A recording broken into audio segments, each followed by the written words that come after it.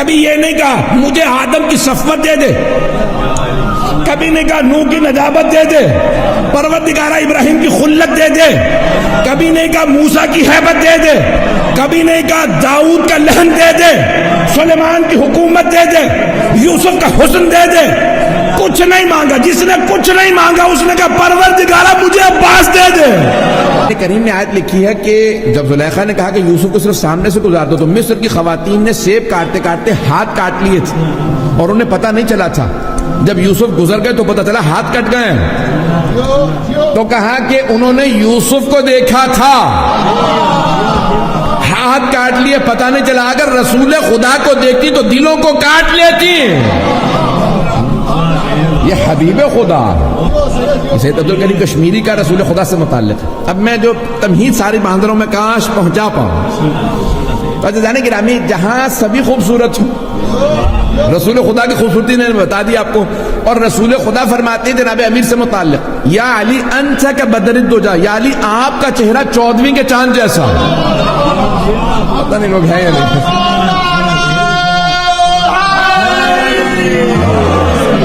بات پہنچ رہی ہے ذہن گرام؟ یہ حبیب خدا فرما رہے ہیں یعنی جب آپ کو دیکھتے لگتا ہے کہ چاند زمین پہ اتر آیا ہے، 14ویں کا چاند زمین پہ اتر آیا ہے۔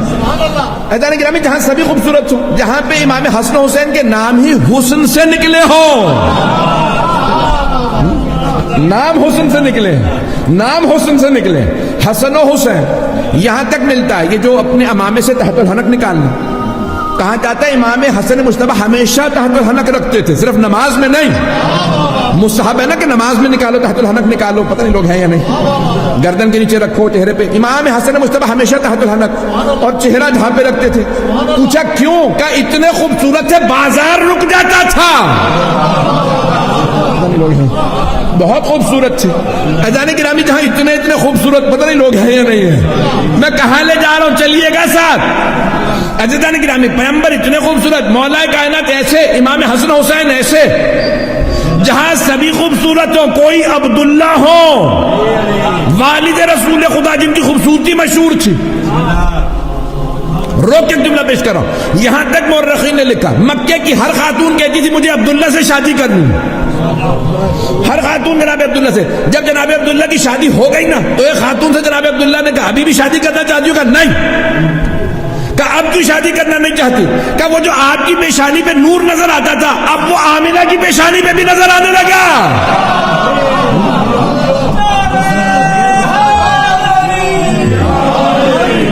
پتہ نہیں لوگ ہیں یا نہیں۔ تو یہ عام خوبصورتی نہیں تھی، خاص تھی، یہ اللہ کا کرم تھا ان پہ۔ لوگ ہیں یا نہیں؟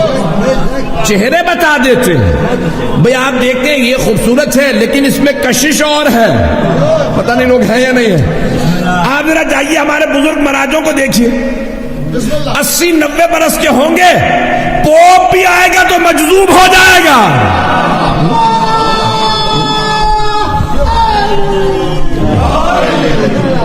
بات پہنچ رہی ہے جانے کی رہا؟ یہ دنیاوی خوبصورتی نہیں، یہ الہی خوبصورتی ہے، یہ چہروں پہ نور ہے۔ تو جانے کی رہا جہاں سرور کائنات ایسے جناب عبداللہ، جناب حمزہ ایک سے ایک خوبصورت، لیکن اس گھرانے میں کہ صفین کی جنگ ہے، کسی نے کہا یا علی آپ یہاں ہیں، سارے شام والے نعرے لگا لگا کے بھاگ رہے علی آ گئے، علی آ گئے۔ پتہ نہیں لوگ ہیں یا نہیں، لوگ نعرہ لگاتے ہیں علی آ گئے بھاگو۔ تو مولا آپ تو یہاں ہیں۔ مولا نے کہا پھر جب میں یہاں ہوں، مسکرانے لگے۔ کہا تو لوگ کیوں کہہ رہے ہیں اسے کہ وہ علی ہے؟ کہا مولا آنکھیں آپ جیسی ہیں۔ پتہ نہیں لوگ ہیں یا نہیں ہے۔ میں مولا میدان جنگ میں، مولا جب جنگ کرتے تھے نا امیر المومنین تو صرف نماز میں پہلے جھلک نہیں نکالتے تھے، میدان جنگ میں اپنے چہرے پہ نقاب ڈال لیتے تھے۔ کسی نے سوال کیا یا علی یہ نقاب کیوں رکھتے ہیں آپ چہرے پہ؟ تو کہا کیونکہ میں تیز جنگ کرتا ہوں۔ بھائی میدان جنگ میں ہوتے پھرتی کہا جاتا، اردو میں کہتے ہیں پھرتی، بہت تیز۔ اب لوگ کہتے تھے بھائی مولا بہت یعنی جو کی روٹی کھانے والے، وہاں جو پہلوان آتے تھے پورا پورا بکرا کھانے والے۔ بھائی امیر المومنین جب جو کی روٹی کھاتا ہوگا، پنڈلیاں مولا کی پتلی تھیں بازو، لیکن جب جنگ کرتے تھے تو لگتا تھا کہ پوری کائنات کھل رہی ہے، کتنی رفتار سے جنگ کرتے تھے، بہت زیادہ پھرتی تھی. تو مولا کہتے تھے کہ دھول اڑتی ہے، مجھے اذیت کرتی ہے، میں اس لیے نقاب رکھتا ہوں. آنکھوں سے دشمن کو کھا جاتے تھے. پتہ نہیں لوگ ہیں یا نہیں. مولا کی آنکھیں بہت بڑی بڑی تھی، بہت خوبصورت، اور یہاں تک ملتا جب تلوار کھینچتے تھے تو دانتوں کو بھینچ لیتے تھے. جب بھینچتے تھے تو آنکھیں سرخ ہو جاتی تھی، بڑے بڑے سورما کا پتا پانی ہو جاتا تھا.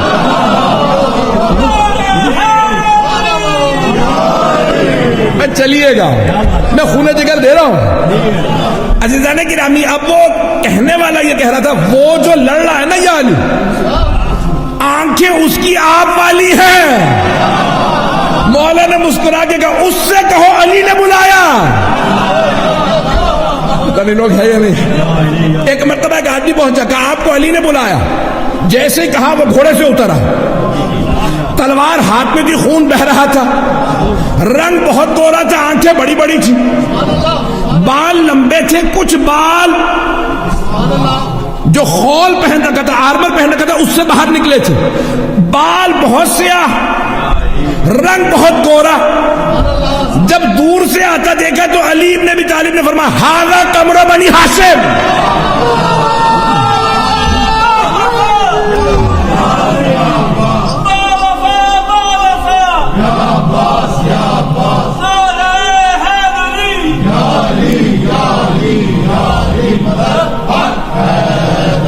توجہ ہے دانی گرامی.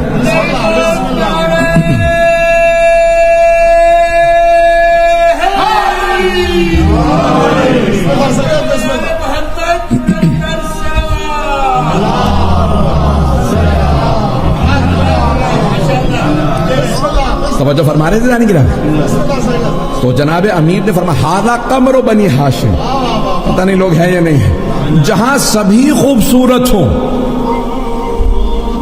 جس خاندان میں سبھی خوبصورت، بھئی ایک خاندان میں ایک ہی بچہ خوبصورت ہے تو لوگ کہیں گے یہی سورج ہے، یہی چاند ہے، یہی ستارے ہے، یہی سب کچھ ہے. اور اگر کہیں پہ سبھی خوبصورت ہیں، پتہ نہیں لوگ ہیں یا نہیں ہیں. وہاں مولائے کائنات فرمائیں یہ قمر بنی ہاشم ہے، یعنی سارے خوبصورتوں میں سب سے خوبصورت عباس ہے. پتہ نہیں لوگ ہیں یا نہیں ہیں. عزیزان گرامی، یہ کوئی عام آدمی کہتا نا تو کہتا ہے اس کی عقیدت ہے، اس کی محبت بول رہی ہے. اور اگر عصمت کبریٰ بول رہی ہو،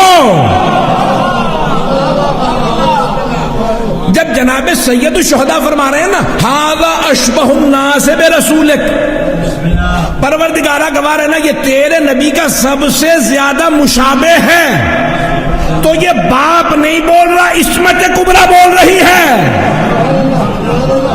جناب علی اکبر علیہ السلام کے لیے یہ پھر امام حسین باپ کی حیثیت سے نہیں کہہ رہے، امام کی حیثیت سے فرما رہے کہ یہ سب سے زیادہ مشابہ. عزیزان گرامی، جہاں سب ایسے خوبصورت ہیں وہاں جناب عباس کی مثال اپنی تھی.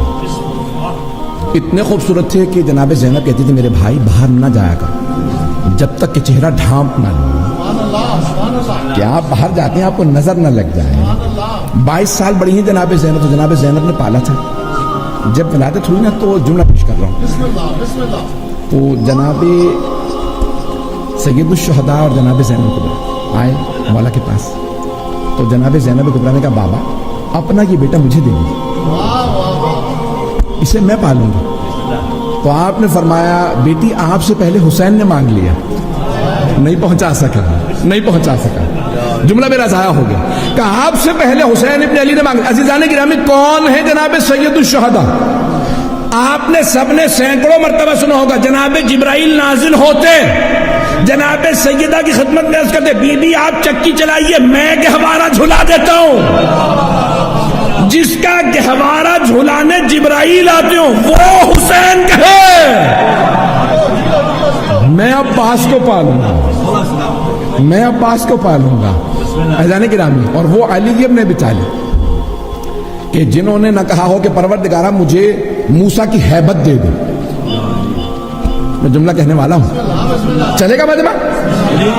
میں جانتا ہوں بہت سی آنکھوں میں آنسو، لیکن میں پیش کرنا چاہ رہا ہوں. عزیزان گرامی، نہ جناب امیر نے کبھی اپنی تہجد 1000 رکعت نماز کے بعد تہجد پڑھتے. 1000 رکعت کہنا آسان ہوتا، 1000 رکعت کے بعد تہجد پڑھتے، ایک مرتبہ ہاتھ پھیلاتے، کبھی یہ نہیں کہا مجھے آدم کی صفوت دے دے، کبھی نہیں کہا نوح کی نجابت دے دے، پروردگارہ ابراہیم کی خلت دے دے، کبھی نہیں کہا موسیٰ کی ہیبت دے دے، کبھی نہیں کہا داؤد کا لحن دے دے، سلیمان کی حکومت دے دے، یوسف کا حسن دے دے، کچھ نہیں مانگا۔ جس نے کچھ نہیں مانگا اس نے کہا پروردگارہ مجھے عباس دے دے۔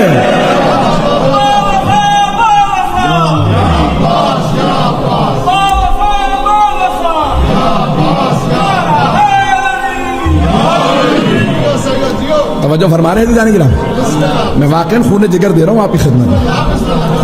جانے گرام یہ سوچئے کون ہے جناب عباس، جو اہل بیت کی محبتوں کے مرکز ہیں، وہ ہیں حضرت عباس۔ ابھی تو میں نے ایک ہی لقب پیش کیا ہے، میں تو بھی اور پیش کرنا چاہ رہا تھا۔ شخصیت سے پہلے سے میں نے کہا تھا کہ حدیث کے اختتام پہ پیش کروں گا، شخصیت بھی پیش کروں گا، لیکن اس سے پہلے القاب۔ ابھی تو صرف ایک قمر بنی ہاشم کو پیش کیا ہے کہ حضرت عباس اتنے خوبصورت تھے، اتنے خوبصورت، اور یہاں تک ہے ائمہ علیہ السلام سے روایات، اہل بیت سے روایات، کہا کہ مولا اگر مانگے تو کس سے مانگے؟ کہا جس کو اللہ نے حسن زیادہ دیا ہو نا، اللہ اسے سخاوت بھی زیادہ دیتا ہے۔ نہیں پہنچا سکا۔ اللہ جسے حسن زیادہ دے اسے سخاوت بھی زیادہ دیتا۔ اب اگر کوئی قمر بنی ہاشم ہو تو کیسے باب الحوائج نہ ہو؟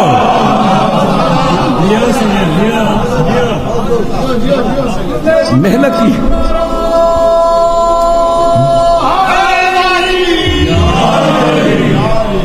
پتہ نہیں آپ کو اندازہ ہو پاتا ہے یہ کوئی محنت کر کے آیا ہے؟ آپ تو ایک لہجے میں جملہ سن لیتے ہیں اور کسی کا کئی گھنٹوں دماغ چلنے کے بعد کوئی جملہ عطا ہوا ہوتا ہے۔ عزیزان گرامی، یہ عطا کے بغیر نہیں آتی ہیں چیزیں کہ جناب عباس کی بارگاہ میں انسان گڑ گڑا کے مانگے۔ عزیزان گرامی، کون ہے حضرت عباس علیہ السلام؟ آج پیش کرنا چاہ رہا ہوں اور چاہتا یہ ہوں کہ آپ کا ایمان دگنا ہو جائے۔ عزیزان گرامی، کون ہے حضرت عباس؟ باب الحوائج، باب الحوائج، باب الدعا نہیں۔ باب دعا تو یہ ہوتا ہے آپ چاہتے ہیں نا اللہ آپ سے کلام کرے تو قرآن پڑھیں۔ قرآن اللہ کا کلام ہے۔ جب آپ قرآن پڑھ رہے ہیں تو اللہ آپ سے کلام کر رہا ہے۔ پتہ نہیں لوگ ہیں یا نہیں۔ جب چاہتے ہیں اللہ کلام کرے تو قرآن پڑھیں، اگر آپ چاہتے ہیں اللہ سے کلام کرے تو دعا پڑھیں۔ دعا میں ضروری نہیں کہ حاجت بھی ہو۔